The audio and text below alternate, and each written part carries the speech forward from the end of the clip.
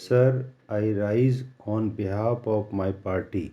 I heard my illustrious and senior colleagues here who manifested justified sentiments and emotions. We have been witnessing that in and out of the house. The manifested emotions is the response, and this must be the response to all incidents of atrocities on women. Whenever any atrocity on women takes place, such outburst of emotions for justice must be there. We respect this emotional outburst and fully share their agony and anguish. We have seen this after the Nirbhaya incident. The country collectively displayed its agony and anger after the gruesome incident which happened 3 years ago in the capital. As far as our party is concerned, we were a part of the collective struggle in the demand for justice that took place in the streets of the country. The media for the last few days have been constantly creating an environment that after the passing of this bill in the House, it becomes an act and the criminal who has committed this offense will be sentenced. The media is constantly trying to do it. It cannot be corrected.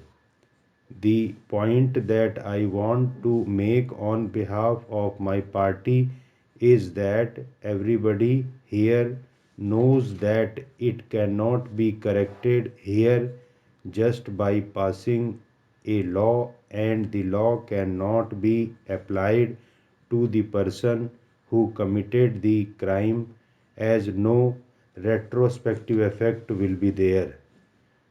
We have to basically define the intensity of the crime. I repeat this once again that defining the intensity of the crime is the moot question. The moot question basically remains the crime, the heinous crime needs to be defined, not the age. The House has to deliberate on it, and God forbid people may say why I am saying God forbid. Still, God forbids that after passing this law, if somebody aged 15 years and 11 months commits such a heinous crime, what will be our response? We will we again amend the law? This is a basic question. As the Honorable Minister is here, I just want to know this from her. The UN Convention on the Rights of the Child requires all signatory countries to treat every child under the age of 18 years as equal. The provision of treating juvenile as an adult contravenes the convention. My senior colleagues have pointed out this, and the leader of the house also spoken about that. I also felt after going through the bill that some penalties provided in the bill are not in proportion to the gravity of the offense. It has already been mentioned that the penalty for selling a child is lower than that of offering intoxicating or psychotropic substances to a child. One thing that my party feels is that the standing committee which examined the bill observed that the bill was based on some misleading data regarding juvenile crimes and violated certain provisions of the Constitution. We feel that while there is a need to address serious crimes committed by juveniles, the present amendment moved by the Union government will not serve the purpose and is retrogressive in nature. The solution to the problem has to be thought of within the parameters of the Juvenile Justice Act itself.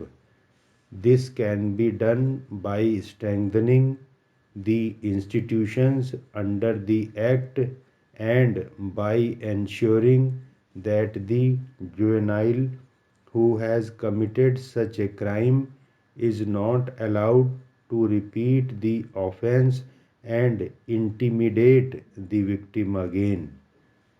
Sir, the punitive measure of transferring the juvenile to the ordinary criminal court is based only on the retributive theory and revenge and does not act as a deterrent to future juvenile criminals, but in fact it results in recidivism. It only further brutalizes the juvenile who is already in conflict with law. We have the examples in the United States of America where in every school you have the culture of gun going on. Guns have penetrated. What is there? We have seen that. Now, sir, I have heard when this debate was going on in the other house, questions were raised by the honorable members in the other house regarding the United Nations Convention. Madam is seated here. She had said that there. I heard that debate that the bill did not violate the UNRCC.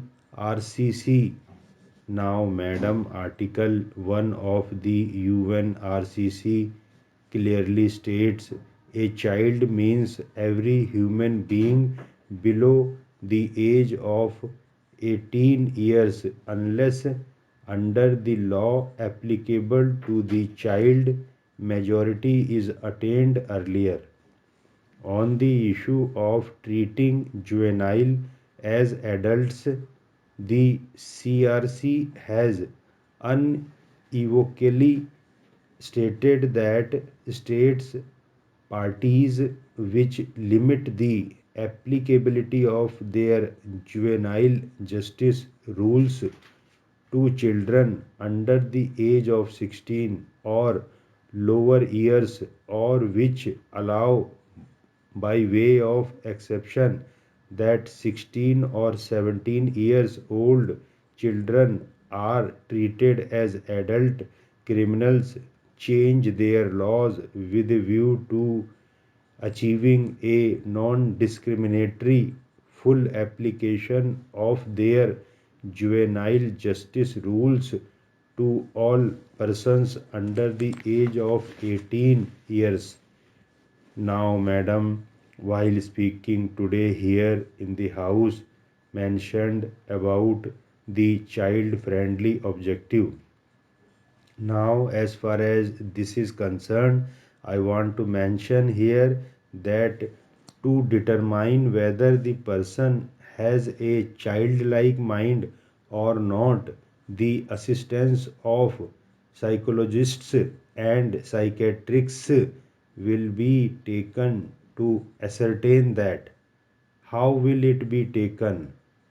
This very notion of determining a childlike mind is fallacious and needs to be countered as scientific studies and have clearly established that such individualized assessment of adolescent maturity is impossible.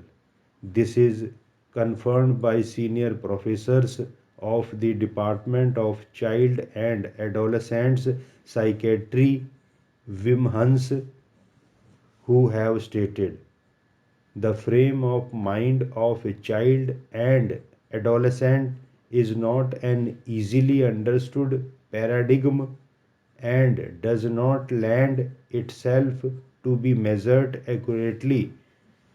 What is being proposed?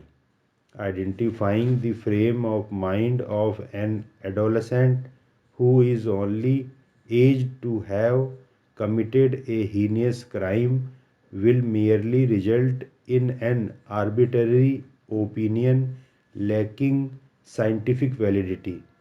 Now, sir, it is also relevant to mention here when the discussion took place that most of the juveniles, 50% who were apprehended, belonged to the poorest of the poor families.